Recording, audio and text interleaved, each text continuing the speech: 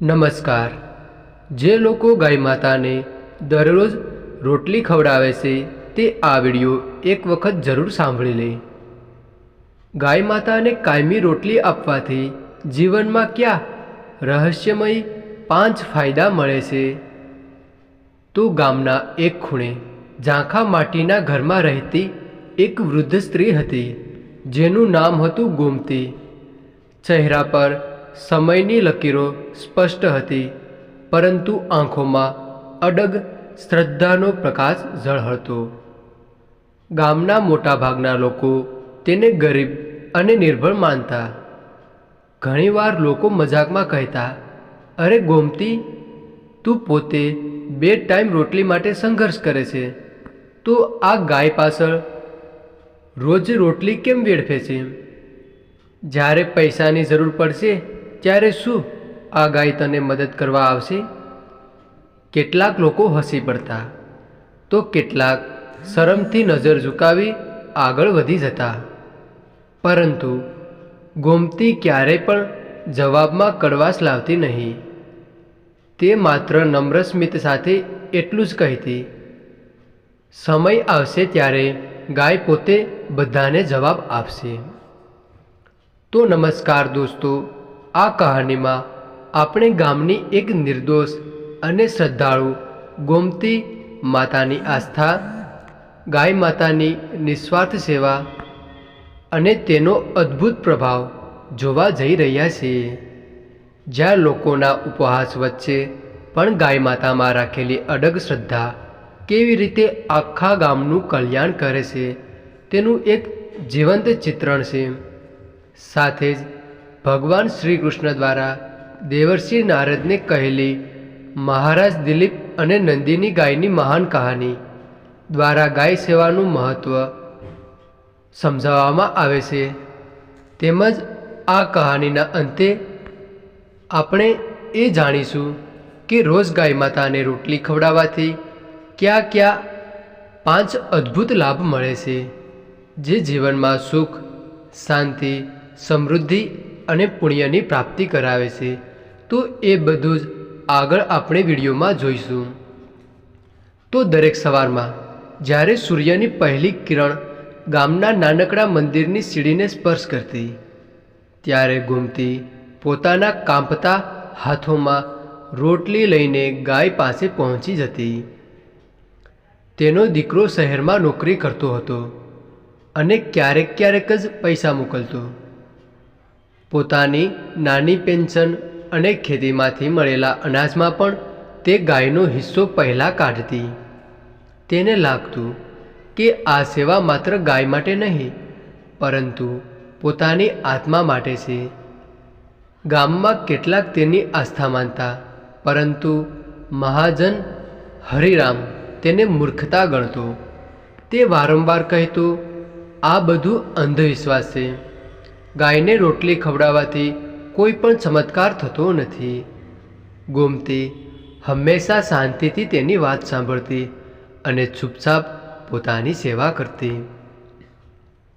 થોડા સમય પછી ગામમાં અચાનક અશાંતિ ફેલાવા લાગી।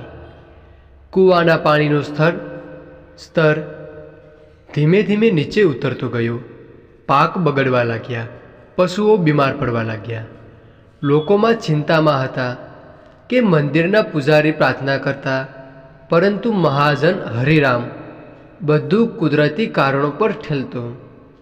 તેને લાગતું કે ભય અને શ્રદ્ધા માણસને નબળો બનાવે છે।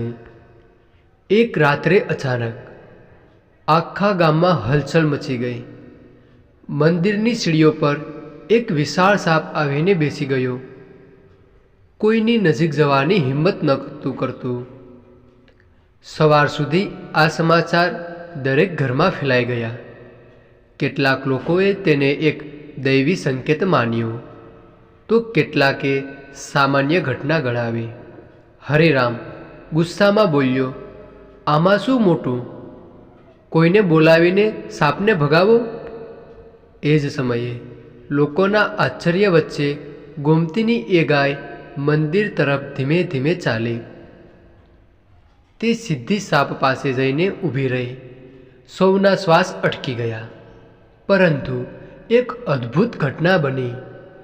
સાપે કોઈને નુકસાન પહોંચાડ્યા વિના શાંતિથી મંદિર છોડ્યું અને જંગલ તરફ ચાલ્યો ગયો. આખું ગામ નિશબ્દ રહી ગયું. હરિરામ, જે હંમેશા આસ્થાનો ઉપવાસ કરતો, આજે તે શબ્દહીન હતો. એ જ ક્ષણે ભીડમાંથી એક સાધુ આગળ આવ્યા.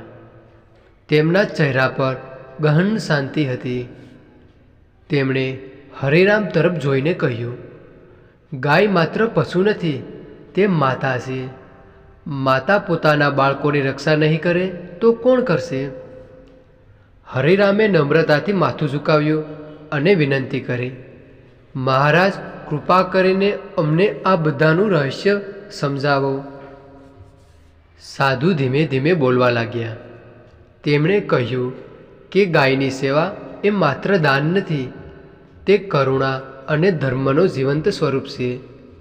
ગાયને પ્રેમથી ખવડાવવાથી, તેની રક્ષા કરવાથી મનુષ્યના જીવનમાં અજાણી રીતે સુખ અને શાંતિ પ્રવેશ કરે છે.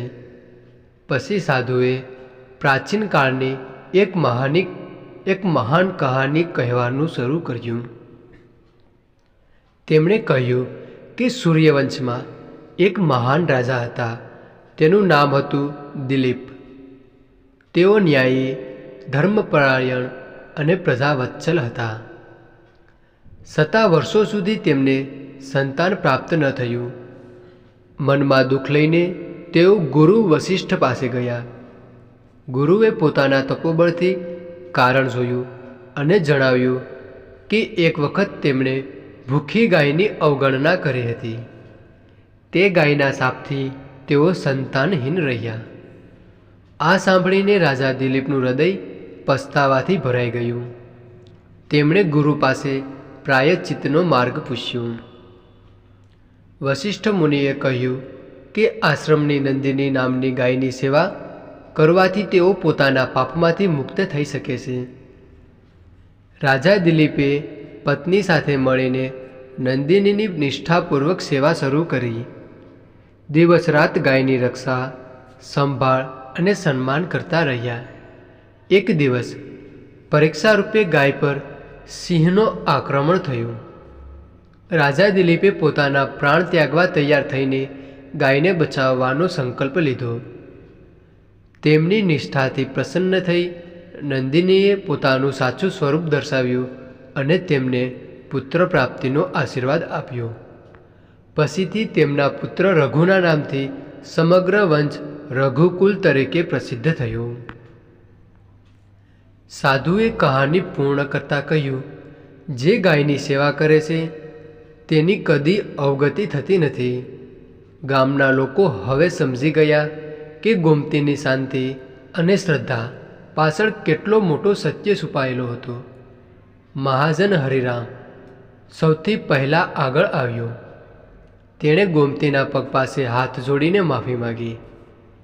ત્યારબાદ ગામના દરેક ઘરમાંથી ગાય માટે રોટલી નીકળવા લાગી. થોડા જ સમયમાં ગામમાં ફેરફાર દેખાવા લાગ્યા. કૂવાનું પાણી ફરી ભરાવા લાગ્યું. પાક બધા સારા થવા લાગ્યા. પશુઓ સ્વસ્થ બન્યા. લોકો સમજી ગયા કે સેવા અને કરુણાનું ફળ તરત નહીં પરંતુ મળે છે ચોક્કસ. ગોમતી હજુ પણ પહેલાં જેવી જ હતી, શાંત, નમ્ર અને શ્રદ્ધાથી ભરપૂર. પરંતુ હવે આખું ગામ તેની સાથે ગાય માતાની સેવા કરવામાં જોડાઈ ગયું હતું. હવે આગળ આપણે ગાય માતાને રોટલી ખવડાવવાથી કયા 8 ફાયદાઓ થાય છે તે જાણીએ, જેની દરેક લોકોને જાણ હોવી ખૂબ જ જરૂરી છે. તો પહેલો લાભ, ગાયનું દૂધ એ સાત્વિક અને ઉત્તમ પોષણથી ભરપૂર માનવામાં આવે છે. તેનું નિયમિત સેવન કરવાથી શરીરમાં સ્ફૂર્તિ બની રહે છે અને અનેક પ્રકારના રોગોથી બચાવ થાય છે. શ્રદ્ધાપૂર્વક પીવામાં આવેલું ગાયનું દૂધ શરીરને બળ આપે છે અને આરોગ્યને પણ ખૂબ જ મજબૂત બનાવે છે. બીજો લાભ, ગાયનું દાન કરવું એ મહાન પુણ્ય સમાન ગણાય છે. શાસ્ત્રોમાં કહેવાયું છે કે ગૌદાનથી મનુષ્યના અનેક પાપો નાશ પામે છે અને તે પુણ્યનો અધિકારી બને છે. આ દાનને જીવનના દુઃખોમાંથી મુક્તિ મેળવવાનો માર્ગ પણ માનવામાં આવે છે. ત્રીજો લાભ, જે સ્ત્રીઓ નિયમિત રીતે ગાયને રોટલી અને ભોજન અર્પણ કરે છે તેમના જીવનમાં સૌભાગ્યનો પ્રવેશ થાય છે એવી માન્યતા ગણાય છે. આ સેવાના કારણે ઘર પરિવારમાં સુખ, શાંતિ અને સમૃદ્ધિ બની રહે છે. ચોથો લાભ, ગાયના કેટલાક વિશેષ અંગો જેમ કે તેની કુબડ અથવા પીઠનો સ્પર્શ કરવો ધાર્મિક દ્રષ્ટિએ ખૂબ જ શુભ માનવામાં આવે છે. માન્યતા મુજબ આવું કરવાથી મન અને શરીરના નકારાત્મક ભાવ દૂર થાય છે, માનસિક શાંતિ મળે છે અને જીવનમાં સકારાત્મકતા વધે છે. પાંચમો લાભ, ગાયની નિસ્વાર્થ સેવા કરવાથી જીવનમાં ગરીબી દૂર થાય છે એવી લોકોની માન્યતા છે.